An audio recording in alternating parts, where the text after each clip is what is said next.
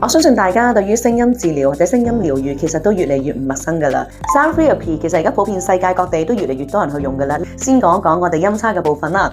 我哋喺呢一個嘅聲療美容裏面咧，我哋會用到3個唔同嘅音叉。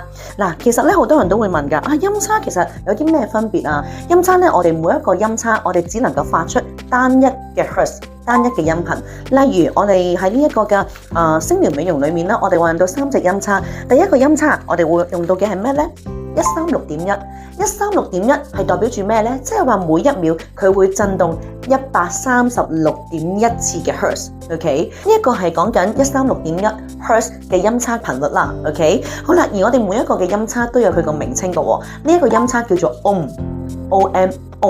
我相信大家如果有接觸身心靈咧，對於 Om 呢一個嘅聲頻咧，一啲都唔陌生噶啦。Om 亦都講緊係咩咧？宇宙嘅聲音，宇宙嘅第一顆聲音。OK， 而呢一個136.1嘅 hertz 嘅音叉咧，最主要可以做到嘅係咩功效咧？令到我哋處於一個 calm、放鬆、放空、平靜嘅狀況。